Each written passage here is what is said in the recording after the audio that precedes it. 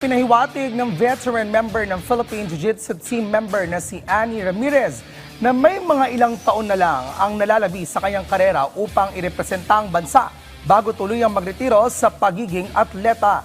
Yan ang report ni teammate Paulo Salamatin. Isa ang 34-year-old jiu-jitsu artist ng bansa na si Annie Ramirez sa mga Pilipinong atleta na nakapagkwalipika para sa magaganap na 2025 World Games ngayong Agosto sa Chengdu, China. Ito ang kanyang ikalawang sunod na pagsabak sa nasabing kompetisyon simula pa noong unang salang niya noong 2022 sa Birmingham World Games. Si Ramirez ay isa sa mga pinakadekoradong atleta ng bansa bilang 3-time Southeast Asian Games gold medalist, 2-time Asian Beach Games gold medalist, 2017 Asian Indoor and Martial Arts Games gold medalist at 2022 Asian Games champion. Sa panayam ng PTV Sports, nagpatutsada si Ramirez sa kung hanggang kailan na lamang niyang balak irepresenta ang bandera ng Pilipinas bilang miyembro ng national team.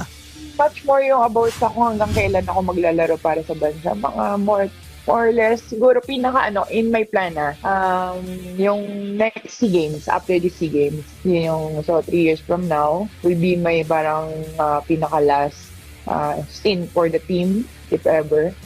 Dahil dito, iginit ni Ramirez na susulitin na lamang niya ang mga nalalabing taon ng kanyang karera sa paghakot ng mga medalya, partikular na ang target na makapaghatid ng magandang performance sa posibleng huling sabak niya sa magaganap na World Games ngayong taon.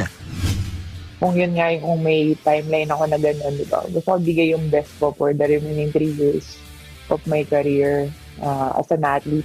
Kasi syempre, yun yung mga bagay na hindi mo na mababalikan. Once na nag-stop ka doon or nag-decide ako mag-retire, wala nang balikan yun eh.